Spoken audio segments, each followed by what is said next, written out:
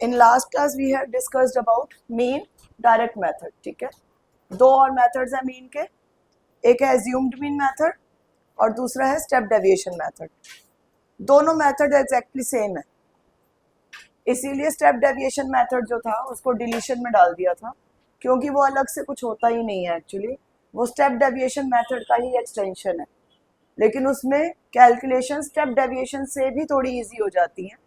ठीक है, तो इसीलिए स्टेप डेविएशन मेथड जो होता है वो हम ज़्यादा प्रेफर करते हैं कि उस मेथड को फॉलो करो, क्योंकि कैलकुलेशन की मिस्टेक्स उसमें बहुत ही मिनिमाइज हो जाती हैं. बट उससे पहले हम करेंगे एज्यूम्ड मीन मेथड. ठीक है, एज्यूम्ड मीन मेथड, नाम से ही पता चल रहा है कि मीन को एज्यूम करना है.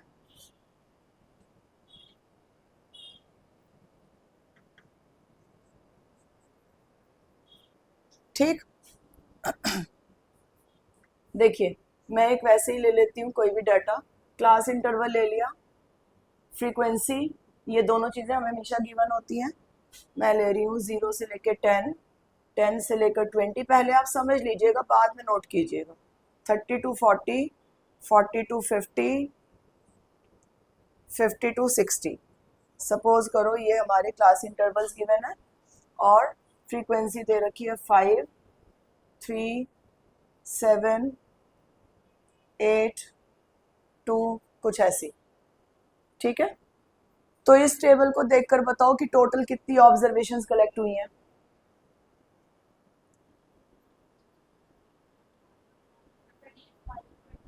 25.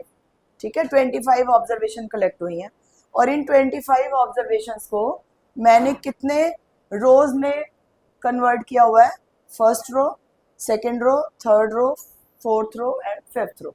5 रोज में मैंने इसको लिखा है. फॉर्मूला पहले बताती हूँ, फिर उसके बाद समझाऊंगी. मीन का फॉर्मूला होता है A plus sigma F I D I upon sigma F I. ये फॉर्मूला है एज्यूम्ड मीन के केस में. जब हम ये मेथड करेंगे तो सबसे पहला काम, मीन का कोई भी मेथड कर रहे हो, एक्स आई कैलकुलेट करो, मतलब क्लास मार्क कैलकुलेट करो. क्लास मार्क का formula upper limit plus lower limit upon 2. 0 plus 10, 10 upon 2, 5. 20 plus 10, 30 upon 2, 15. Then 25. Sorry गलत लिख दिया ना, मैंने 20 to 30 नहीं लिखा, यहाँ देखो डाटा में ही नहीं लिखा.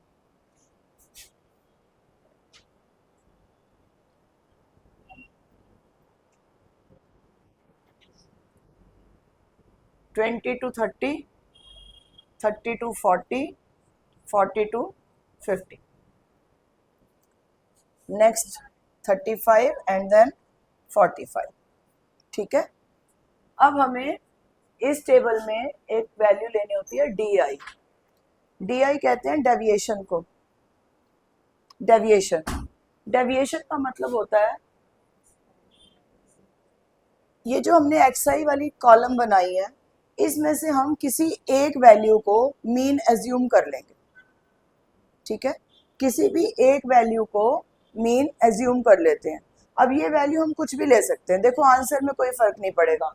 आप 5 को भी एज्यूम कर सकते हो, 15 को भी कर सकते हो, इसे भी कर सकते हो, इसे भी कर सकते हो.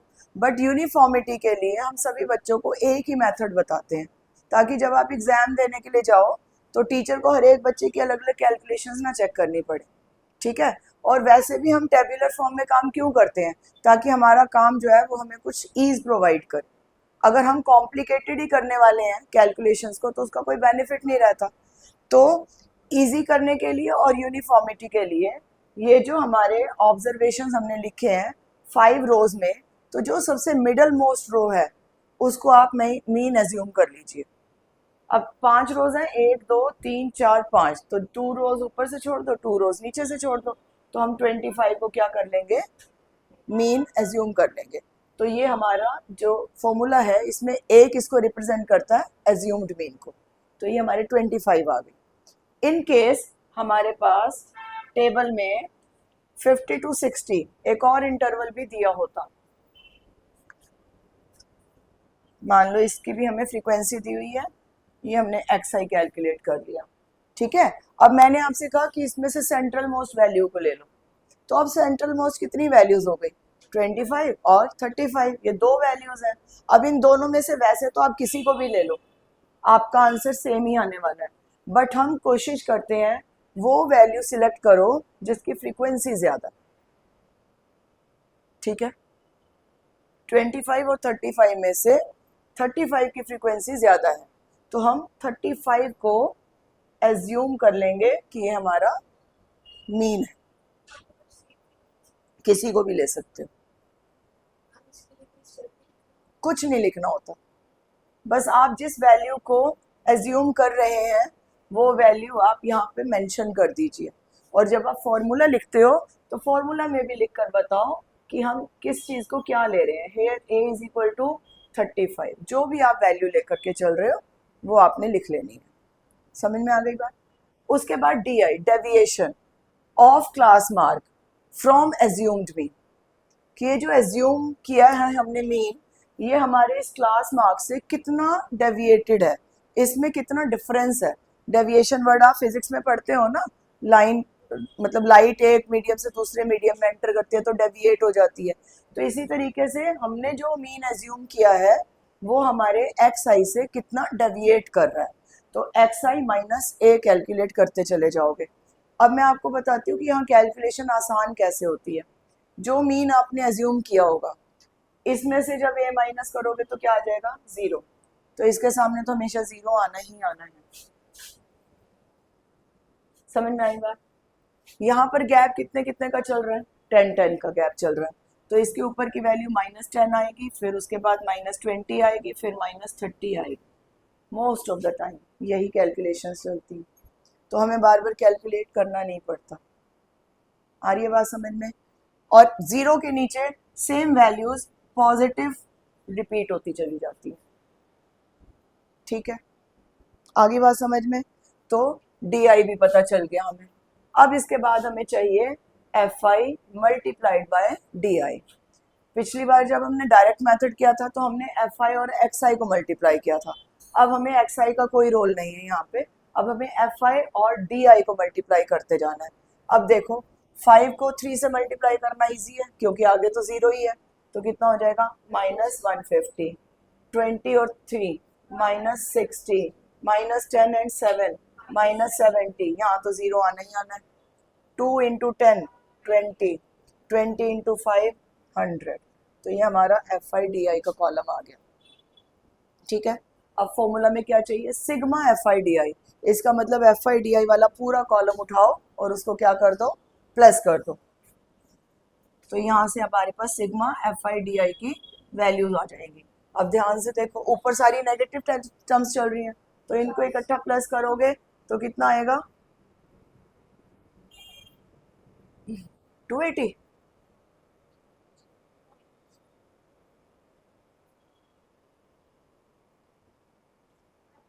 ठीक है। पॉजिटिव वाली टर्म्स को ऐड करोगे कितना आ रहा है, 120। प्लस और माइनस की टर्म्स है तो माइनस होगा, साइन बड़े वाले नंबर का लगेगा, तो -280 में से इसको माइनस करोगे कितना आ जाएगा, -160। तो ये हमारे एफ आई डी आई की वैल्यू आ गई। उसके बाद हमें फॉर्मूला में क्या चाहिए, सिग्मा एफ आई, तो सिग्मा एफ आई हमारा यहाँ से आएगा, इट इज इक्वल टू 30। बस अब आपको सारी की सारी वैल्यूज अपने फॉर्मूला में पुट कर देनी है। Mean is equal to 35 plus -160 upon 30, 35 -160 upon 30, 0 से 0 कैंसिल, 35 -16 अपॉन 3, एलसीएम लेकर के सॉल्व कर दो, 2 डेसिमल प्लेस तक आंसर छोड़ दो, तो आपका क्या आ जाएगा, मीन। आ गया समझ में, ठीक है। तो मीन का कोई भी क्वेश्चन है, सबसे पहला काम करना है एक्स आई कैलकुलेट करो, एक्स आई में से आपको एक वैल्यू को एज्यूम कर लेना है मीन, सेंट्रल मोस्ट वैल्यू लेंगे, और अगर दो वैल्यू सेंट्रल मोस्ट हैं तो जिसकी फ्रीक्वेंसी ज्यादा होगी उसको एज्यूम कर लेंगे। उसके बाद डी आई कैलकुलेट करेंगे एक्स आई माइनस ए करके, ठीक है। उसके बाद F I D I, formula में जो जो चीज़ें चाहिए सिग्मा उसकी वैल्यू फाइंड करोगे, सारी वैल्यूज प्लेस करके कैलकुलेशन करोगे। फ्रैक्शन में आंसर नहीं छोड़ना है, 2 डेसिमल प्लेसेस तक आंसर छोड़ सकते हो। ठीक है, जल्दी से कर लो, पूछो। चलिए देखिए एक डाटा ले लेते हैं। क्लास इंटरवल 0 से 10, 10 to 20, 20 to 30, 30 to 40, 40 to 50।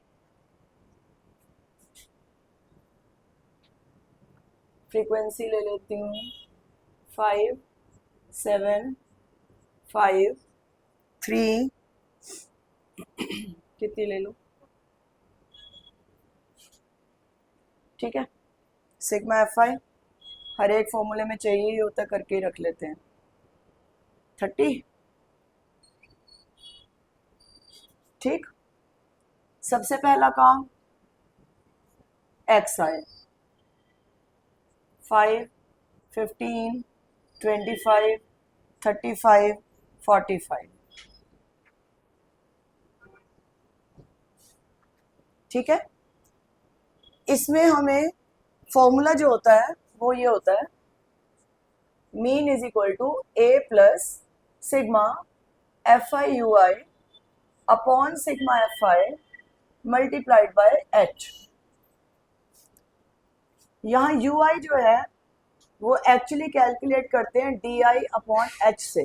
DI अभी सीखा था हमने, डेविएशन, और H होती है class size, height of interval, ठीक है। तो इस क्वेश्चन में H की वैल्यू कितनी है, 10, ठीक है।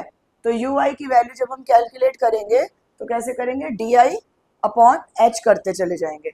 तो अब कई टीचर्स क्या करते हैं कि आप पहले DI कैलकुलेट करो और फिर अगले कॉलम में DI को H से डिवाइड करते जाओ तो वो UI आता जाएगा। आपकी चॉइस है, आप डायरेक्टली UI भी कर सकते हो। XI माइनस A किसका फॉर्मूला होता है, DI का, और अपॉन में H करते जाओगे तो किसकी वैल्यू आ जाएगी, UI की, ठीक है। तो सबसे पहला काम मीन एज्यूम कर लेना है। तो मीन हमें XI वाले कॉलम से करना होता है, सबसे सेंट्रल मोस्ट वैल्यू को 1, 2, 3, 4, 5, तो 25 को हमने एज्यूम कर लिया कि ये हमारा A है, ठीक है। अब ध्यान से देखो, इस मेथड की बहुत ही बढ़िया बात क्या है कि जिसको हमने एज्यूम किया है वो तो 0 ही आने वाला है। इसके ऊपर सारी वैल्यूज -1, -2, -3, -4 ऐसे आती हैं, और नीचे सारी वैल्यूज 1, 2, 3, 4 हमेशा ऐसे आती हैं, हमेशा। देखो करके, XI माइनस A 5 -25 कितना हो गया, -20 upon 10 -2, 15 -25 -10 -10 upon 10 -1, 35 -25 10 10 upon 10 1। H regular है ना डाटा, अगर डाटा रेगुलर है तो हमेशा वैल्यूज यही मिलेंगी, अगर डाटा रेगुलर है तो। समझ में आ रही है। तो ये मेथड काम भी तभी करते हैं जब डाटा रेगुलर होगा। हाँ, अगर डिसकॉन्टिन्यूस है डाटा तो उसको पहले कॉन्टिन्यूस बनाओगे, ठीक है। अगर डाटा रेगुलर नहीं है तो हम ये मेथड्स ही अप्लाई नहीं करते, हम सीधा उसको डायरेक्ट मेथड से ही काम कर देते हैं। एज्यूम्ड मीन या फिर स्टेप डेविएशन हम तभी काम करेंगे जब डाटा कैसा हो, रेगुलर हो, ताकि आंसर हमारे क्या हो जाए, इजी हो जाए। अब क्या करेंगे इसके बाद, FI को UI से मल्टीप्लाई करते जाओ, 5 2 10, 7 -1 7, 5 से 0 3, और ये हो गया 20, और इजी हो गई टर्म्स, ठीक। हमें क्या चाहिए, सिग्मा FI UI, तो ये पूरे के पूरे कॉलम को क्या कर दोगे, प्लस, ये हो गया -17, ये हो गया 23, 6 हो गया ये, ठीक है। सारी वैल्यूज आ गई, पुट कर दो। x bar is equal to A कितना लिया हमने, 25 प्लस FI UI का 6, सिग्मा FI 30 मल्टीप्लाइड बाय 10, 0 से 0 कैंसिल हो गया, 3 से कैंसिल करोगे कितना आएगा, 2, आंसर इज 27। ठीक है। डायरेक्ट मेथड में जो कैलकुलेशंस होती हैं वो बहुत टफ होती हैं। Maximum students direct method easy समझकर कर तो देते हैं, लेकिन कोई ना कोई मल्टीप्लिकेशन में गलती, एक भी मेथड, एक भी वैल्यू गलत हो गई तो उसका सम भी गलत आएगा, और उसके बाद आप जो भी मेहनत करोगे वो सब क्या जाएगी, वेस्ट। ठीक है, क्योंकि पेपर में बहुत प्रेशर होता है आप लोगों पर, तो कैलकुलेशन में मिस्टेक होती ही होती है। तो इसीलिए कोशिश करो एज्यूम्ड मीन मेथड की प्रैक्टिस ज़्यादा करो, और स्टेप डेविएशन अगर आपके स्कूल में करा रहे हैं तो उसकी प्रैक्टिस। ठीक है।